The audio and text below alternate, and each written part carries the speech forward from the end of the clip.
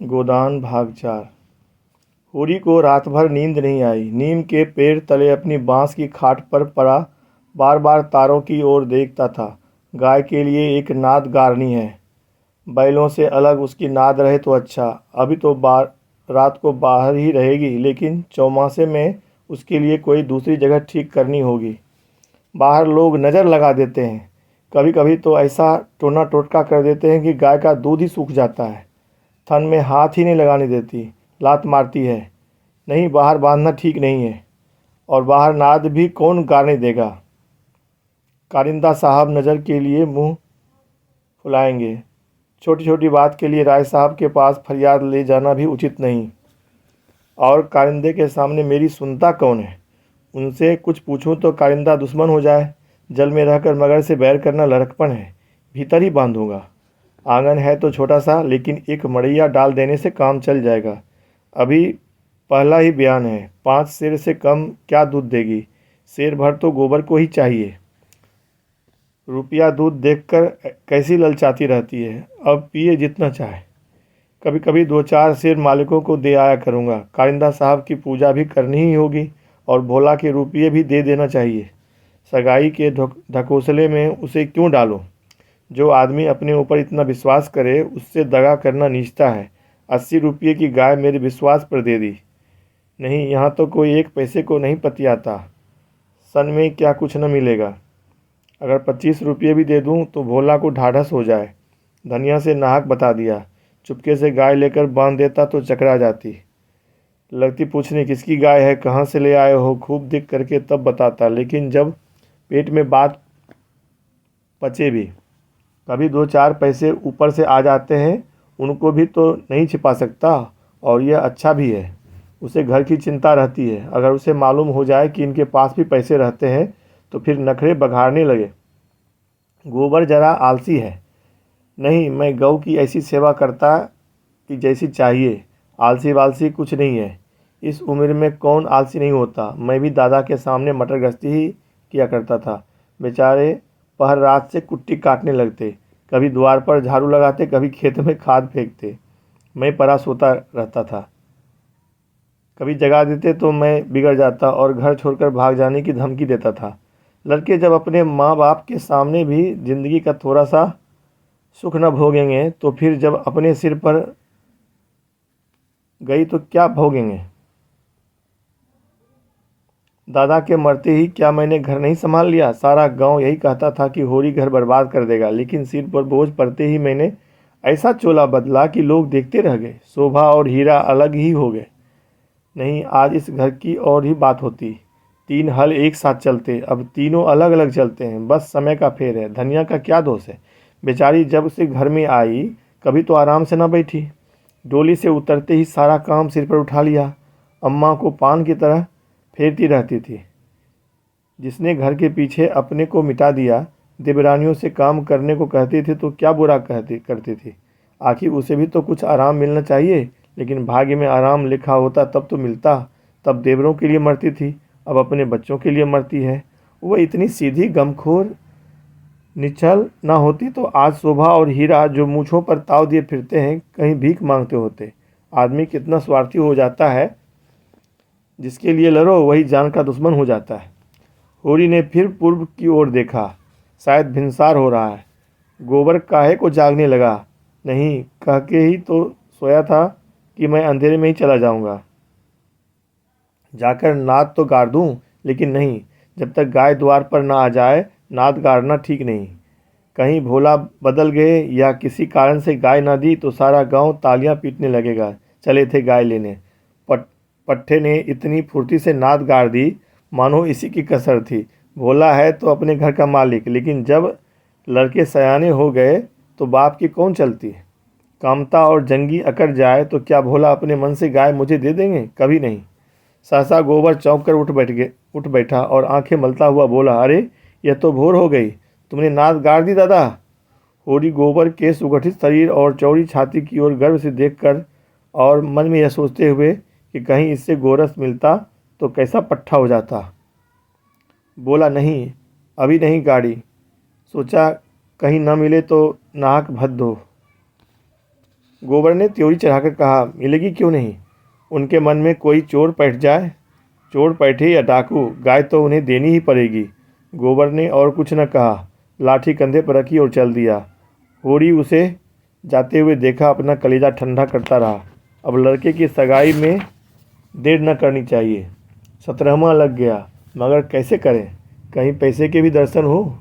जब से तीनों भाइयों में अलगौवा हो गया, घर की साख जाती रही। माँ तो लड़का देखने आते हैं, पर घर की दशा देखकर मुंह फीका करके चले जाते हैं। 2-1 राजी भी हुए तो रुपये मांगते हैं। 200-300 लड़की का दाम चुकाए और इतना ही ऊपर से खर्च करे, तब जाकर ब्याह हो। कहाँ से आवे इतने रुपये। रास खलिहान में तुल जाती है, खाने भर को भी नहीं बचता, ब्याह कहाँ से हो। और अब तो सोना ब्याहने योग्य हो गई। लड़के का ब्याह ना हुआ ना सही, लड़की का ब्याह ना हुआ तो सारी बिरादरी में हंसी होगी। पहले तो उसी की सगाई करनी है, पीछे देखी जाएगी। एक आदमी ने आकर राम राम किया और पूछा, तुम्हारी कोठी में कुछ बांस होंगे महतो। होरी ने देखा, दमड़ी बसार सामने खड़ा है। नाटा काला, खूब मोटा, चौड़ा मुंह, बड़ी बड़ी मूछें, आंखें, कमर में बांस काटने की कटार खोसे हुए। साल में 1-2 बार आकर चिकें, कुर्सियाँ, मोढ़े, टोकरियाँ आदि बनाने के लिए कुछ बांस काट ले जाता था। होरी प्रसन्न हो गया, मुट्ठी गर्म होने की कुछ आशा बंधी। चौधरी को ले जाकर अपनी 3 कोठियाँ दिखाई, मोल भाव किया और 25 रुपये सैकड़े में 50 बांसों का बयाना ले लिया। फिर दोनों लौटे। होरी ने उसे चिलम पिलाई, जलपान कराया और तब रहस्यमय भाव से बोला, मेरे बांस कभी 30 रुपये से कम में नहीं जाते, लेकिन तुम घर के आदमी हो, तुमसे क्या मोल भाव करना। तुम्हारा वह लड़का जिसकी सगाई हुई थी अभी परदेश से लौटा कि नहीं। चौधरी ने चिलम का दम लगाकर खांसते हुए कहा, उस लौंडे के पीछे तो मर मिटा महतो। जवान बहू घर में बैठी थी और वह बिरादरी की एक दूसरी औरत के साथ परदेश में मौज करने चल दिया। बहू भी दूसरे के साथ निकल गई। बड़ी नाकिस जात है महतो, किसी की नहीं होती। कितना समझाया कि तू तू जो चाहे खा, जो चाहे पहन, मेरी नाक कटवा। मुदा कौन सुनता है। औरत को भगवान सब कुछ दे दे, रूप न दे, कहीं वह काबू में नहीं रहती। कोठियाँ तो बट गई होंगी। होरी ने आकाश की ओर देखा और मानो उसकी महानता में उड़ता हुआ बोला, सब कुछ बट गया चौधरी। जिनको लड़कों की तरह पाला पोसा, वह अब बराबर के हिस्सेदार हैं, लेकिन भाई का हिस्सा खाने की अपनी नीयत नहीं है। इधर तुमसे रुपये मिलेंगे, उधर दोनों भाइयों को बांट दूंगा। 4 दिन की जिंदगी में क्यों किसी से छल कपट करूं। नहीं कह दूं कि 20 रुपये सैकड़ों में बेचे हैं, उन्हें क्या पता चलेगा। तुम उनसे कहने थोड़े ही जाओगे। तुम्हें तो मैंने बराबर अपना भाई समझा है। व्यवहार में हम भाई के अर्थ का कितना ही दुरुपयोग करें, लेकिन उसकी भावना में जो पवित्रता है वह हमारी कालिमा से कभी मलिन नहीं होती। होरी ने अप्रत्यक्ष रूप से यह प्रस्ताव करके चौधरी के मुंह की ओर देखा कि यह स्वीकार करता है या नहीं। उसके मुख पर कुछ ऐसा मिथ्या विनीत भाव प्रकट हुआ जो भिक्षा मांगते समय मोटे भिक्षुकों पर आ जाता है। चौधरी ने होरी का आसन पाकर चाबुक जमाया, हमारा तुम्हारा पुराना भाईचारा है महतो, ऐसी बात है भला, लेकिन बात यह है कि ईमान आदमी बेचता है तो किसी लालच से। 20 रुपये नहीं, मैं 15 रुपये कहूँगा, लेकिन जो 20 रुपये के दाम लो। होरी ने खिसियाकर कहा, तुम तो चौधरी अंधेर करते हो। 20 रुपये में कहीं ऐसे बांस जाते हैं। ऐसे क्या, इससे अच्छे बांस जाते हैं 10 रुपये पर। हाँ, 10 कोस और पश्चिम चले जाओ, मोल बांस का नहीं है, शहर के नगीच होने का है। आदमी सोचता है जितनी देर वहाँ जाने में लगेगी उतनी देर में तो 2-4 रुपये का काम हो जाएगा। सौदा पट गया। चौधरी ने मिर्जाई उतारकर छान पर रख दी और बांस काटने लगा। ऊख की सिंचाई हो रही थी। हीरा की बहू कलेवा लेकर कुएं पर जा रही थी। चौधरी को बांस काटते देखकर घूंघट के अंदर से बोली, कौन बांस काटता है, यहाँ बांस न कटेंगे। चौधरी ने हाथ रोककर कहा, बांस मोल लिए हैं, 15 रुपये सैकड़े का बयाना हुआ है, सेंत में नहीं काट रहे हैं। हीरा बहू अपने घर की मालकिन थी, उसी के विद्रोह से भाइयों में अलगौवा हुआ था। धनिया को परास्त करके शेर हो गई थी। हीरा कभी कभी उसे पीटता था। अभी हाल में इतना मारा था कि वह कई दिन तक खाट से न उठ सकी, लेकिन अपना पदाधिकार वह किसी तरह न छोड़ती थी।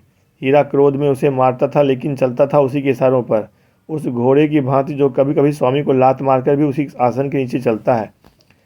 कलेवे की टोकरी सिर से उतारकर बोली, 15 रुपये में हमारे बांस न जाएंगे। चौधरी औरत जात से इस विषय में बातचीत करना नीति विरुद्ध समझते थे। बोले, जाकर अपने आदमी को भेज दो, जो कुछ कहना हो आकर कहें। हीरा बहू का नाम था पुन्नी। बच्चे 2 ही हुए थे, लेकिन ढल गई थी। बनाव श्रृंगार से समय के आघात का शमन करना चाहती थी, लेकिन गृहस्थी में भोजन ही का ठिकाना न था। श्रृंगार के लिए पैसे कहाँ से आते? इस अभाव और व्यवस्था ने उसकी प्रकृति का जल सुखाकर कठोर और शुष्क बना दिया था, जिस पर एक बार फावड़ा भी उछल जाता था।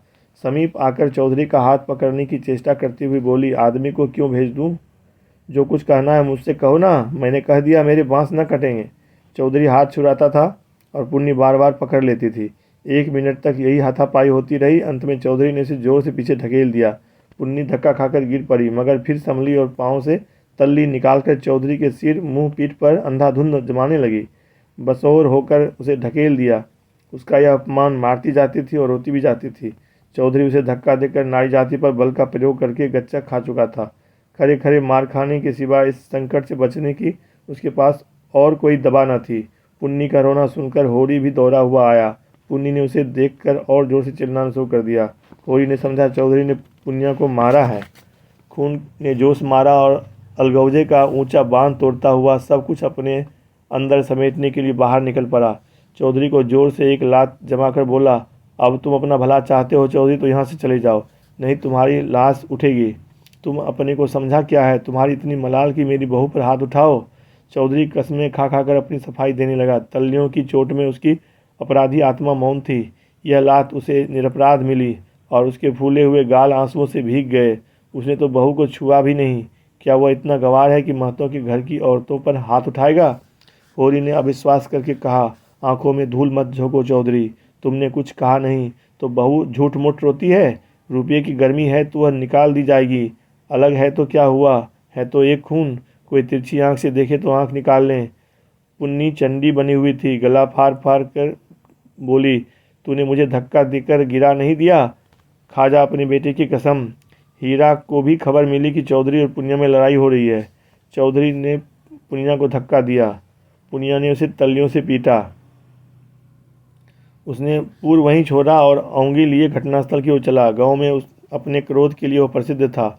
छोटा ढील गठा हुआ शरीर, आंखें कौड़ी की तरह निकल आई थी और गर्दन की नसें तन गई थी, मगर उसे चौधरी पर क्रोध न था, क्रोध था पुनिया पर।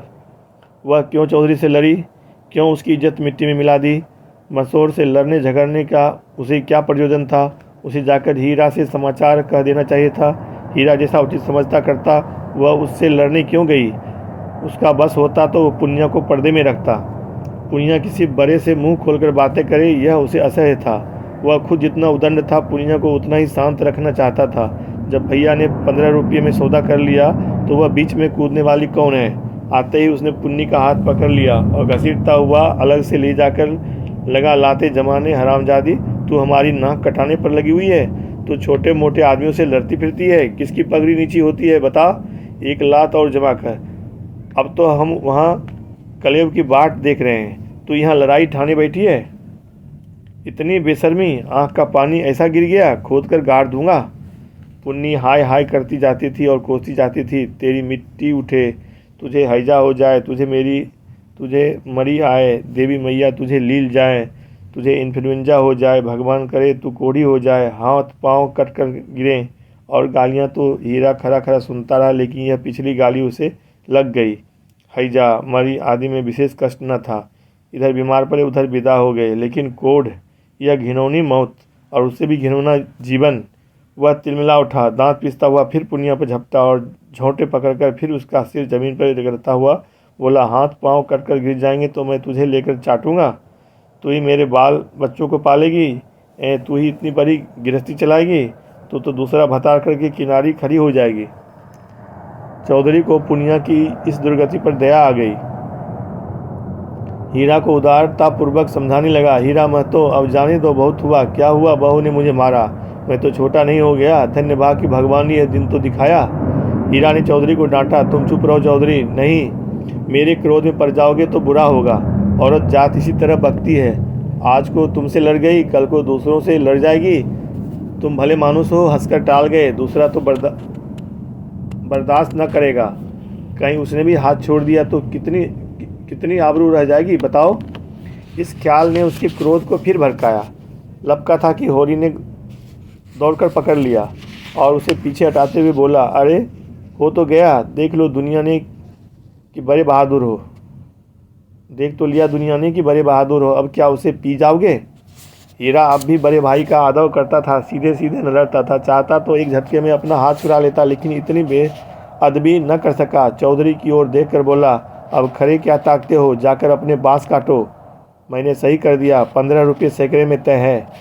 कहाँ तो पुन्नी रो रही थी, कहाँ झमक कर उठी और अपना सिर पीट कर बोली, लगा दे घर में आग, मुझे क्या करना है, भाग फूट गया कि तुम जैसे कसाई के पाले पड़ी, लगा दे घर में आग। उसने कलेव की टोकरी वहीं छोड़ दी और घर की ओर चली। हीरा गरजा, वहाँ कहाँ जाती है, चल कुएं पर, नहीं खून पी जाऊँगा। पुनिया के पाँव रुक गए, इस नाटक का दूसरा अंक न खेलना चाहती थी। चुपके से टोकरी उठाकर रोती हुई कुएं की ओर चली। हीरा भी पीछे पीछे चला। होरी ने कहा, अब फिर मारधार न करना, इससे औरत बेशरम हो जाती है। धनिया ने द्वार पर आकर हाँक लगाई, तुम वहाँ खड़े खड़े क्या तमाशा देख रहे हो, कोई तुम्हारी सुनता भी है कि यूं ही शिक्षा दे रहे हो। उस दिन इसी बहू ने तुम्हें घूंघट की आड़ में दाढ़ी जार कहा था, भूल गए। बहुरिया होकर पराये मर्दों से लड़ेगी तो डांटी न जाएगी। होरी द्वार पर आकर नटखटपन के साथ बोला, और जो मैं इसी तरह तुझे मारूं, क्या कभी मारा नहीं है जो मारने की साथ बनी हुई है। इतनी बेदर्दी से मारता तो तू घर छोड़कर भाग जाती। पुनिया बड़ी गमखोर है। ओहो, ऐसे ही तो बड़े दर्द वाले हो, अभी तक मार का दाग बना हुआ है। हीरा मारता है तो दुलारता भी है, तुमने खाली मारना सीखा, दुलार करना सीखा ही नहीं। मैं ही ऐसी हूँ कि तुम्हारे साथ निभाह करूँ। अच्छा रहने दो, बहुत अपना बखान न कर। तू ही रूट रूट कर नैहर भागती थी, जब महीनों खुशामद करता था तब जाकर आती थी, जब अपनी गरज सताती थी तब मनाने जाते थे लाला, मेरे दुलार से नहीं जाते थे। इसी से तो मैं सबसे तेरा बखान करता हूँ। वैवाहिक जीवन के प्रभात में लालसा अपनी गुलाबी मादकता के साथ उदय होती है और हृदय के सारे आकाश को अपने माधुरी की सुनहरी किरणों से रंजित कर देती है। फिर मध्याह्न का प्रखर ताप आता है और छन छन पर बगुले उठते हैं और पृथ्वी कांपने लगती है। लालसा का सुनहरा आवरण हट जाता है और वास्तविकता अपने नग्न रूप में सामने आ खड़ी होती है। उसके बाद विश्राममय संध्या आती है, शीतल और शांत, जब हम थके हुए पथिकों की भांति दिन भर की यात्रा का वृत्तांत कहते और सुनते हैं, तटस्थ भाव से, मानो हम किसी ऊंचे शिखर पर जा बैठे हैं जहाँ नीचे का जनरब हम तक नहीं पहुँचता। धनिया ने आंखों में रस भरकर कहा, चलो चलो, बड़े बखान करने वाले हो, जरा सा कोई काम बिगड़ जाए तो गर्दन पर सवार हो जाते हो। होरी ने मीठे उलाहने के साथ कहा, ले, अब यही तेरी बेइंसाफ़ी मुझे अच्छी नहीं लगती धनिया। भोला से पूछ, मैंने उनसे तेरे बारे में क्या कहा था। धनिया ने बात बदल कर कहा, देखो गोबर गाय लेकर आता है कि खाली हाथ। चौधरी ने पसीने में लथपथ आकर कहा, महतो चलकर बांस गिन लो, कल ठेला लाकर उठा ले जाऊंगा। होरी ने बांस गिनने की जरूरत न समझी। चौधरी ऐसा आदमी नहीं है, फिर एक आध बांस बेसी काट लेगा तो क्या, रोज ही तो मंगनी बांस कटते रहते हैं। साहलगों में तो मंडप बनाने के लिए लोग दर्जनों बांस काट ले जाते हैं। चौधरी ने 7.5 रुपये निकाल कर उसके हाथ में रख दिए। होरी गिनकर कहा, और निकालो, हिसाब से 2.5 और होते हैं। चौधरी ने बेमुरवती से कहा, 15 रुपये में तय हुए हैं कि नहीं। 15 रुपये में नहीं, 20 रुपये में। हीरा महतो ने तुम्हारे सामने 15 रुपये कहे थे, कहो तो बुला लाऊं। तय तो 20 रुपये में ही हुए थे चौधरी, अब तुम्हारी जीत है, जो चाहे कहो। 2.5 रुपये निकालते हैं, तुम 2 ही दे दो। मगर चौधरी कच्ची गोलियां न खेला था, अब उसे किसका डर। होरी के मुंह में तो ताला पड़ा हुआ था, क्या कहे, माथा ठोक कर रह गया। बस इतना बोला, यह अच्छी बात नहीं है चौधरी, 2 रुपये दबाकर रजा न हो जाओगे। चौधरी तीक्ष्ण स्वर में बोला, और तुम क्या भाइयों के थोड़े से पैसे दबाकर रजा हो जाओगे। 2.5 रुपये पर अपना ईमान बिगाड़ रहे थे, उस पर मुझे उपदेश देते हो। अभी पर्दा खोल दूँ तो सिर नीचा हो जाए। होरी पर जैसे सैकड़ों जूते पड़ गए थे। चौधरी तो रुपये सामने ज़मीन पर रख कर चला गया, पर वह नीम के नीचे बैठा बड़ी देर तक पछताता रहा।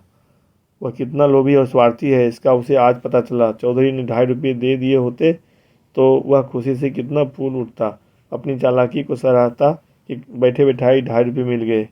ठोकर खाकर ही तो हम सावधानी के साथ पग उठाते हैं। धनिया अंदर चली गई थी, बाहर आई तो रुपये ज़मीन पर पड़े देखे, गिनकर बोली, और रुपये क्या हुए, 10 न चाहिए।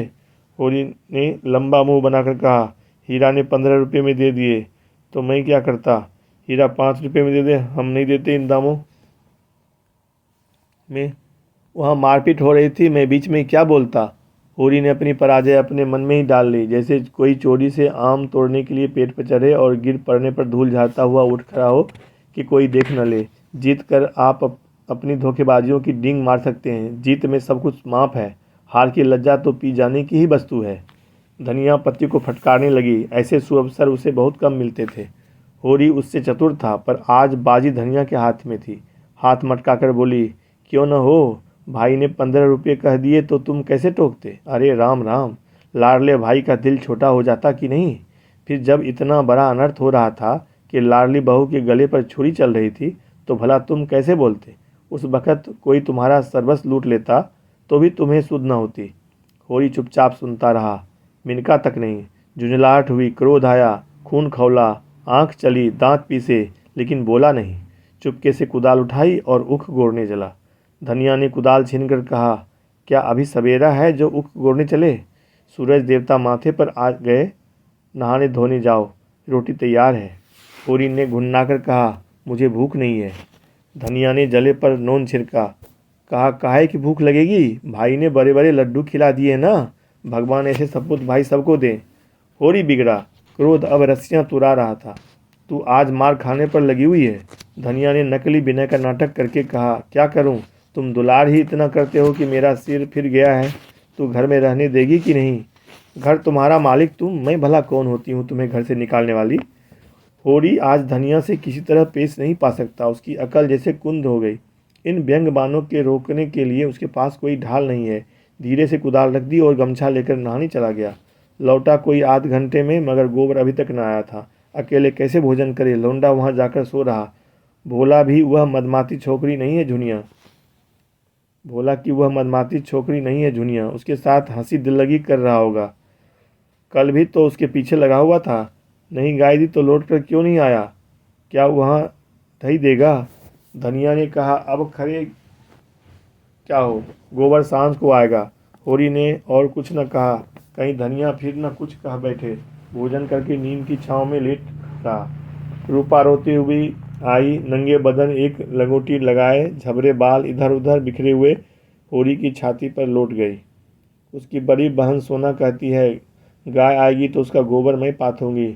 रूपा यह बर्दाश्त नहीं कर सकती। सोना ऐसी कहा कि बड़ी रानी है कि सारा गोबर आप पाथ डालें।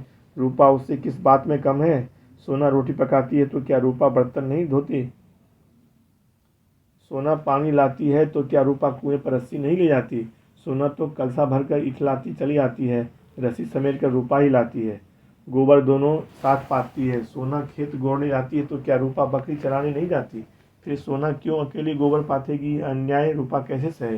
होरी ने उसके भोलेपन पर मुंह धोकर कहा, नहीं, गाय का गोबर तू पाथना। सोना गाय के पास जाए तो भगा देना। रूपा ने पिता के गले में हाथ डालकर कहा, दूध भी मैं ही दूंगी। हाँ हाँ, तू ना दुहेगी तो और कौन दुहेगा? वह मेरी गाय होगी। हाँ, सोनो गाय तेरी। रूपा प्रसन्न होकर अपनी विजय का शुभ समाचार पराजिता सोना को सुनाने चली गई। गाय मेरी होगी, उसका दूध मैं दूंगी, उसका गोबर मैं पाथूंगी, तुझे कुछ न मिलेगा। सोना उम्र से किशोरी, देह के गठन में युवती और बुद्धि से बालिका थी। जैसे उसका यौवन उसे आगे खींचता था, बालपन पीछे। कुछ बातों में इतनी चतुर की ग्रेजुएट युवतियों को पढ़ाए, कुछ बातों में इतनी अल्हड़ की शिशुओं से भी पीछे। लंबा, रूखा किंतु प्रसन्न मुख, थोड़ी नीचे को खिंची हुई, आंखों में एक प्रकार की तृप्ति, न केसों में तेल, न आंखों में काजल, न देह पर कोई आभूषण, जैसे गृहस्थी के भार ने यौवन को दबाकर बौना कर दिया हो। सिर को एक झटका देकर बोली, जा तू गोबर पात, जब तू दूध दोहकर रखेगी तो मैं पी जाऊंगी। मैं दूध की हांडी ताले में बंद करके रखूंगी, मैं ताला तोड़कर दूध निकाल लाऊंगी। यह कहती हुई वह बाग की तरफ चल दी। आम गदरा गए थे, हवा के झोंकों से एक आध जमीन पर गिर पड़ते थे। लू के मारे चुचके पीले, लेकिन बाल वृंद उन्हें टपके समझकर बाग को घेरे रहते थे। रूपा भी बहन के पीछे हो ली। जो काम सोना करे वह रूपा जरूर करेगी। सोना की विवाह की बातचीत हो रही थी। रूपा के विवाह की कोई चर्चा नहीं करता, इसलिए वह स्वयं अपने विवाह के लिए आग्रह करती है। उसका दूल्हा कैसा होगा, क्या क्या लाएगा, उसे कैसे रखेगा, उसे क्या खिलाएगा, क्या पहनाएगा, इसका वह बड़ा विशद वर्णन करती, जिसे सुनकर कदाचित कोई बालक उससे विवाह करने पर राजी न होता। सांझ हो रही थी। होरी ऐसा अलसाया कि ऊख गोड़ने न जा सका। बैलों को नाद में लगाया, सानी खल्ली दी और एक चिलम भरकर पीने लगा। इस फसल में सब कुछ खलिहान में तौल देने पर भी अभी उस पर कोई 300 कर्ज था, जिस पर कोई 100 रुपये सूद के बढ़ते जाते थे। मंगरू शाह से आज 5 साल हुए।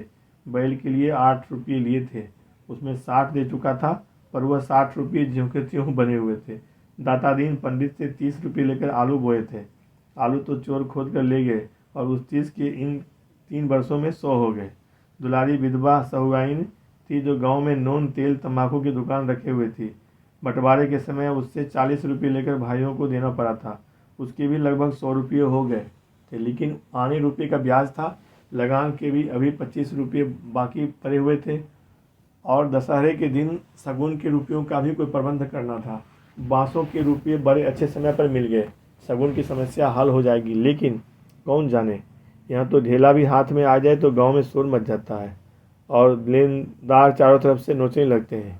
ये 5 रुपये तो वह शगुन में देगा, चाहे कुछ हो जाए, मगर अभी ज़िंदगी के 2 बड़े काम सिर पर सवार थे, गोबर और सोना का विवाह। बहुत हाथ बांधने पर भी 300 से कम खर्च ना होगी। ये 300 किसके घर से आएंगे? कितना चाहता है किसी से 1 पैसा कर्ज ना ले, जिसका आता है उसका पाई पाई चुका दे, लेकिन हर तरह का कष्ट उठाने पर भी गला नहीं छूटता। इसी तरह सूद बढ़ता जाएगा और एक दिन उसका घर द्वार सब नीलाम हो जाएगा। उसके बाल बच्चे निराश्रय होकर भीख मांगते फिरेंगे। होरी जब काम धंधे से छुट्टी पाकर चिलम पीने लगता था तो यह चिंता एक काली दीवार की भांति चारों ओर से घेर लेती थी। इसमें से निकलने की उसे कोई गली न सूझती थी। अगर संतोष था तो यही कि यह विपत्ति अकेले उसी के सिर न थी। प्रायः सभी किसानों का यही हाल था। अधिकांश की दशा तो इससे भी बदतर थी। शोभा और हीरा को उससे अलग हुए अभी कुल 3 साल हुए थे, मगर दोनों पर 400 का बोझ लद गया। झिंगुर 2 हल की खेती करता है, उस पर 1000 से कुछ बेसी ही देना है। जियाबन महतो के घर भिखारी भीख भी नहीं पाता, लेकिन कर्जे का कोई ठिकाना नहीं। यह कौन बचा है? सहसा सोना और रूपा दोनों दौड़ी हुई आई और एक साथ बोली, भैया गाय ला रहे हैं। आगे आगे गाय, पीछे पीछे भैया हैं। रूपा ने पहले गोबर को आते देखा था। यह खबर सुनाते ही सुर्खरुई उसे मिलनी चाहिए थी। सोना बराबर की हिस्सेदार हुई जाती है, यह उससे भी कैसे सहा जाता। उसने आगे बढ़ के कहा, पहले मैंने देखा था, तभी दौड़ी। बहन ने तो पीछे से देखा। सोना इस दावे को स्वीकार न कर सकी। बोली, तूने भैया को कहाँ पहचाना? तू तो कहती थी कोई गाय भागी आ रही है। मैंने ही कहा भैया हैं। दोनों फिर बाग की तरफ दौड़ी गाय का स्वागत करने के लिए। धनिया और होरी दोनों गाय बांधने का प्रबंध करने लगे। होरी बोला, चलो जल्दी से नाद गाड़ दें। धनिया के मुख पर जवानी चमक उठी थी। नहीं, पहले थाली में थोड़ा सा आटा और गुड़ घोलकर रख दो, बेचारी धूप में चली होगी, प्यासी होगी। तुम जाकर जल्दी नाद गाड़ो, मैं घोलती हूँ। कहीं 1 घंटे पड़ी थी, उसे ढूंढ लें, उसके गले में बांधेंगे। सोना कहाँ गई? सवाइन की दुकान से थोड़ा सा काला डोरा मंगवा लो, गाय को नज़र बहुत लगती है। आज मेरे मन की बड़ी भारी लालसा पूरी हो गई। धनिया अपने हार्दिक उल्लास को दबाए रखना चाहती थी। इतनी बड़ी संपदा अपने साथ कोई नई बाधा न लाए, यह शंका उसके निराश हृदय में कंपन डाल रही थी। आकाश की ओर देखकर बोली, गाय के आने का आनंद तो जब है कि उसका पौड़ा भी अच्छा हो। भगवान के मन की बात है। मानो वो भगवान को भी धोखा देना चाहती थी। भगवान को भी दिखाना चाहती थी कि इस गाय के आने से उसे इतना आनंद नहीं हुआ कि इस सालू भगवान सुख का पर्दा ऊंचा करने के लिए कोई ऐसी नई विपत्ति भेज दे। वह अभी आटा घोल ही रही थी कि गोबर गाय को लिए बालकों के एक जुलूस के साथ द्वार पर आ पहुंचा। होरी दौड़कर गाय के गले में लिपट गया। धनिया ने आटा छोड़ दिया और जल्दी से एक पुरानी साड़ी का काला किनारा फाड़ के गाय के गले में बांध दिया। होरी श्रद्धा बेहुबल नेत्रों से गाय को देख रहा था, मानो साक्षात देवी जी ने घर में पदार्पण किया हो। आज भगवान ने यह दिन दिखाया कि उसका घर गऊ के चरणों से पवित्र हो गया। यह सौभाग्य न जाने किसके पुण्य प्रताप से। धनिया ने भयातुर होकर कहा, खड़े क्या हो, आंगन में नाद गाड़ दो। आंगन में जगह कहाँ है? बहुत जगह है, मैं तो बाहर ही गाड़ता हूँ। पागल न बनो, गांव का हाल जानकर भी अनजान बनते हो। अरे बित्ते भर के आंगन में गाय कहाँ बंधेगी भाई? जो बात नहीं जानते उसमें टांग मत अड़ाया करो। संसार भर की विद्या तुम ही नहीं पढ़े हो। होरी सचमुच आपे में न था। गौ उसके लिए केवल भक्ति और श्रद्धा की वस्तु नहीं, सजीव संपत्ति भी थी। वह उससे अपने द्वार की शोभा और अपने घर का गौरव बढ़ाना चाहता था। वह चाहता था लोग गाय को द्वार पर बंधी देखकर पूछें यह किसका घर है। लोग कहें होरी महतो का, तभी लड़की वाले भी उसकी विभूति से प्रभावित होंगे। आंगन में बंधी तो कौन देखेगा। धनिया इसके विपरीत सशंक थी। वह गाय को 7 पर्दों के अंदर छिपाकर रखना चाहती थी। अगर गाय 8 पहर कोठरी में रह सकती तो शायद वह उसे बाहर न निकालने देती। यूँ हर बात में होरी की जीत होती थी। वह अपने पक्ष पर अड़ जाता था और धनिया को दबना पड़ता था। लेकिन आज धनिया के सामने होरी की एक न चली। धनिया लड़ने पर तैयार हो गई। गोबर, सोना, रूपा सारा घर होरी के पक्ष में था, पर धनिया ने अकेले सबको परास्त कर दिया। आज उसमें एक विचित्र आत्मविश्वास और होरी में एक विचित्र विनय का उदय हो गया था। मगर तमाशा कैसे रुक सकता था। गाय डोली में बैठकर तो आई न थी। कैसे संभव था कि गांव में इतनी बड़ी बात हो जाए और तमाशा न लगे। जिसने सुना सब काम छोड़कर देखने दौड़े। यह मामूली देसी गौ नहीं है। भोला के घर से 80 रुपये में आई है। होरी 80 रुपये क्या देंगे, 50-60 रुपये में लाए होंगे। गांव के इतिहास में 50-60 रुपये की गाय का आना भी अभूतपूर्व बात थी। बैल तो 50 रुपये के भी आए, 100 के भी आए, लेकिन गाय के लिए इतनी बड़ी रकम किसान क्या खा के खर्च करेगा। यह तो ग्वालों का ही कलीजा है कि अंजुलियों रुपये गिन आते हैं। गाय क्या है, साक्षात देवी का रूप। दर्शकों, आलोचकों का तांता लगा हुआ था और होरी दौड़ दौड़ कर सबका सत्कार कर रहा था। इतना विनम्र, इतना प्रसन्नचित्त वह कभी न था। 70 साल के बूढ़े पंडित दाता दीन लठिया टेकते हुए आए और पोपले मुंह से बोले, कहाँ हो होरी? तनक हम भी तुम्हारी गाय देख लें, सुना बड़ी सुंदर है। होरी ने दौड़कर पालागन किया और मन में अभिमान में उल्लास का आनंद उठाता हुआ बड़े सम्मान से पंडित जी को आंगन में ले गया। महाराज ने गऊ को अपनी पुरानी अनुभवी आंखों से देखा। सींगें देखी, थन देखा, पुट्टा देखा और घनी सफ़ेद भवों के नीचे छिपी हुई आंखों से जवानी की उमंग भरकर बोले, कोई दोष नहीं है बेटा, बाल भौरी सब ठीक है। भगवान चाहेंगे तो तुम्हारे भाग खुल जाएंगे। ऐसे अच्छे लक्षण हैं कि वाह, बस राबित न कम हो पाए। एक एक बाछा 100-100 का होगा। होरी ने आनंद के सागर में डुबकियां खाते हुए कहा, सब आपका आशीर्वाद है दादा।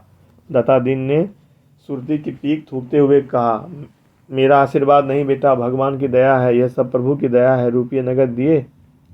होरी ने बेपर की उड़ाई। अपने महाजन के सामने भी अपनी समृद्धि प्रदर्शन का ऐसा अवसर पाकर वह कैसे छोड़े। टके की नई टोपी सिर पर रखकर जब हम अकड़ने लगते हैं, जरा देर के लिए किसी सवारी पर बैठकर जब हम आकाश में उड़ने लगते हैं, तो इतनी बड़ी विभूति पाकर क्यों न उसका दिमाग आसमान पर चढ़े। बोला भोला ऐसा भलमानस नहीं है महाराज, नगद गिनाए पूरे चौकस। अपने महाजन के सामने यह डींग मारकर होरी ने नादानी तो की थी, पर दाता दीन के मुख पर संतोष का कोई चिन्ह न दिखाई दिया। इस कथन में कितना सत्य है यह उसकी उन बूढ़ी आंखों से छिपा न रह सका, जिनमें ज्योति की जगह अनुभव छिपा बैठा था। प्रसन्न होकर बोले, कोई हरज नहीं बेटा, कोई हरज नहीं, भगवान सब कल्याण करेंगे। 5 सेर दूध है इसके बच्चे के लिए छोड़कर। धनिया ने तुरंत टोका, अरे नहीं महाराज, इतना दूध कहाँ, बुढ़िया तो हो गई है, फिर यह रातिब कहाँ धरा है। दाता दीन ने मर भरी आंखों से देखकर उसकी सतर्कता को स्वीकार किया। मानो कर रहे हो, गृहिणी का यही धर्म है, सीटना मर्दों का काम है, उन्हें सीटने दो।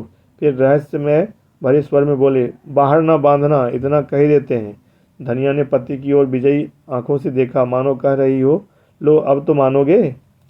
दाता दीन से बोली, नहीं महाराज, बाहर क्या बांधेंगे, भगवान दे तो इसी आंगन में 3 गाय और बन सकती हैं। सारा गांव गाय देखने आया, नहीं आए तो शोभा और होरी जो अपने सगे भाई थे। होरी के हृदय में भाइयों के लिए अब भी कोमल स्थान था।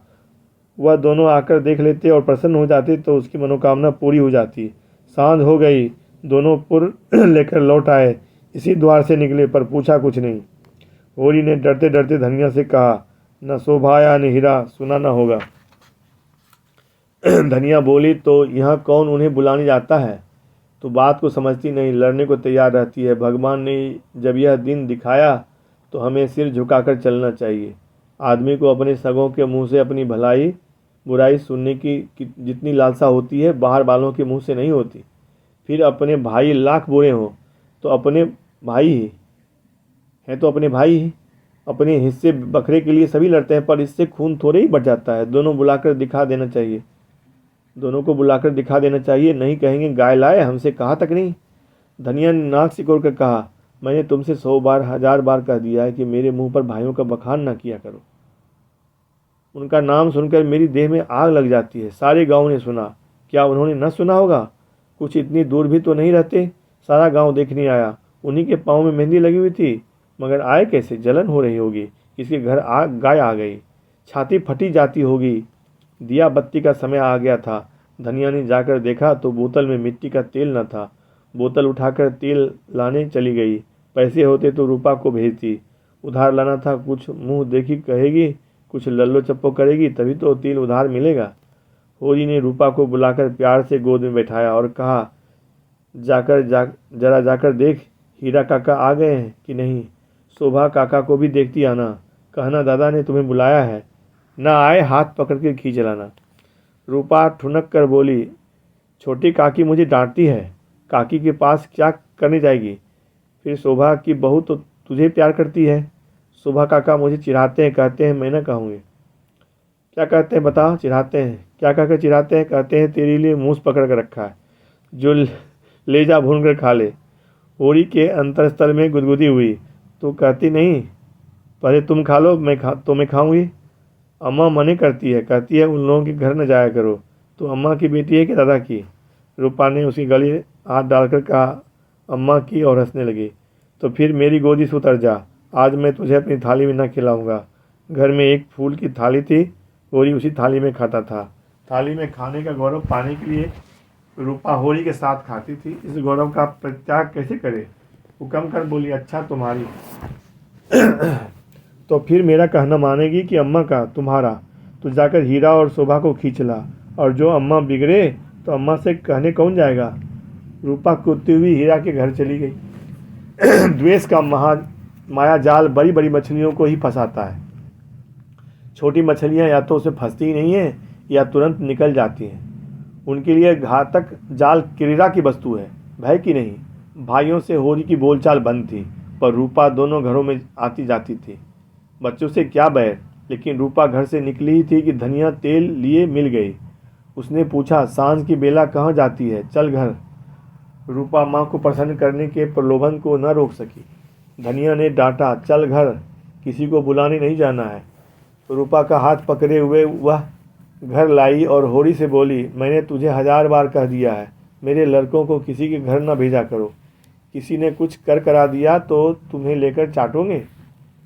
ऐसा ही बड़ा प्रेम है तो आप क्यों नहीं जाते? अभी पेट नहीं भरा, जान पड़ता है। होरी नाद जमा रहा था। हाथों में मिट्टी लपेटे हुए अज्ञान का अभिनय करके बोला, किस बात पर बिगड़ती है भाई? यह तो अच्छा नहीं लगता कि अंधे कुकर की तरह हवा को भूखा करें। धनिया को कुप्पी में तेल डालना था। इस समय झगड़ा न बढ़ाना चाहती थी। रूपा भी लड़कों में जा मिली। पहर रात से ज़्यादा जा चुकी थी। नाद गड़ चुकी थी। सानी और खल्ली डाल दी गई थी। गाय मनसारे उदास बैठी थी, जैसे कोई बधू ससुराल आई हो। नाद में न मुंह न डालती थी। होरी और गोबर खाकर आधी आधी रोटियां उसके लिए लाए, पर उसने सूंघा तक नहीं। मगर यह कोई नई बात न थी। जानवरों को भी बहुधा घर छूट जाने का दुख होता है। होरी बाहर खाट पर बैठकर चिलम पीने लगा तो फिर भाइयों की याद आई। नहीं, आज इस शुभ अवसर पर वह भाइयों की उपेक्षा नहीं कर सकता। उसका हृदय वह विभूति पाकर विशाल हो गया था। भाइयों से अलग हो गया है तो क्या हुआ? उनका दुश्मन तो नहीं है। यही गाय 3 साल पहले आई होती तो सभी का उस पर बराबर अधिकार होता। और कल को यही गाय दूध देने लगेगी तो क्या वह भाइयों के घर दूध न भेजेगा या दही न भेजेगा? ऐसा तो उसका धर्म नहीं है। भाई उसका बुरा चेते, वह क्यों उनका बुरा चेते? अपनी अपनी करनी तो अपने अपने साथ है। उसने नारियल खाट के पाए से लगाकर रख दिया और हीरा के घर की ओर चला। शोभा का घर भी उधर ही था। दोनों अपने अपने द्वार पर लेटे हुए थे। काफ़ी अंधेरा था। होरी पर उनमें से किसी की निगाह नहीं पड़ी। दोनों में कुछ बातें हो रही थी। होरी ठिठक गया और उनकी बातें सुनने लगा। ऐसा आदमी कहाँ है जो अपनी चर्चा सुनकर टाल जाए? हीरा ने कहा, जब तक एक में थे एक बकरी भी नहीं थी, अब पछाई गाय ली जाती है। भाई का हक मार के किसी को फलते फूलते नहीं देखा। शोभा बोला, यह तुम अन्याय कर रहे हो हीरा। भैया ने एक एक पैसे का हिसाब दे दिया था। यह मैं कभी न मानूंगा कि उन्होंने पहले की कमाई छिपा रखी थी। तुम मानो चाहे न मानो, यह पहले की कमाई। किसी पर झूठा इल्ज़ाम न लगाना चाहिए। अच्छा, तो यह रुपये कहाँ से आ गए? कहाँ से धन बरस पड़ा? उतने ही खेत तो हमारे पास भी हैं, उतनी उपज हमारी भी है। फिर क्यों हमारे पास कफन की कौड़ी नहीं है और उनके घर नई गाय आती है? उधार लाए होंगे। भोला उधार देने वाला आदमी नहीं है। कुछ भी हो, गाय है बड़ी सुंदर। गोबर लिए जाता था तो मैंने रास्ते में देखा। बेईमानी का धन जैसे आता है वैसे ही जाता है। भगवान चाहेंगे तो बहुत दिन गाय घर में न रहेगी। होरी से और न सुना गया। वह बीती बातों को विसार कर अपने हृदय में स्नेह और सौहार्द भरे भाइयों के पास आया था। इस आघात ने जैसे उसके हृदय में छेद कर दिया और वह रस भाव उसमें किसी तरह नहीं टिक रहा था। लत्ते और चिथरे ठूस कर अब उस प्रवाह को नहीं रोक सकता। जी में एक उबाल आया कि उसी क्षण इस आक्षेप का जवाब दें, लेकिन बात बढ़ जाने के भय से चुप रह गया। अगर उसकी नीयत साफ है तो कोई कुछ नहीं कर सकता। भगवान के सामने वह निर्दोष है। दूसरों की उसे परवाह नहीं। उल्टे पांव लौट आया और वह जला हुआ तंबाकू पीने लगा। लेकिन जैसे वह विष प्रतिक्षण उसकी धमनियों में फैलता जा रहा था, उसने सो जाने का प्रयास किया, पर नींद न आई। बैलों के पास जाकर उन्हें सहलाने लगा। विष शांत न हुआ। दूसरी चिलम भरी, लेकिन उसमें भी कुछ रस न था। विष ने जैसे चेतना को आक्रांत कर दिया हो। जैसे नशे में चेतना एकांगी हो जाती है, जैसे फैला हुआ पानी एक दिशा में बहकर बेगबान हो जाता है, वही मनोवृत्ति उसकी हो रही थी। उसी उन्माद की दशा में वह अंदर गया। अभी द्वार खुला हुआ था। आंगन में एक किनारे चटाई पर लेटी हुई धनिया सोना से देह दबा रही थी और रूपा, जो रोज सांझ होते ही सो जाती थी, आज खड़ी गाय का मुंह सहला रही थी। होरी ने जाकर गाय को खूंटे से खोल दिया और द्वार की ओर ले चला। वह इसी वक्त गाय को भोला के घर पहुंचाने का दृढ़ निश्चय कर चुका था। इतना बड़ा कलंक सिर पर लेकर वह अब गाय को घर में नहीं रह सकता, किसी तरह नहीं। धनिया ने पूछा, कहाँ ले जाते हो रात को?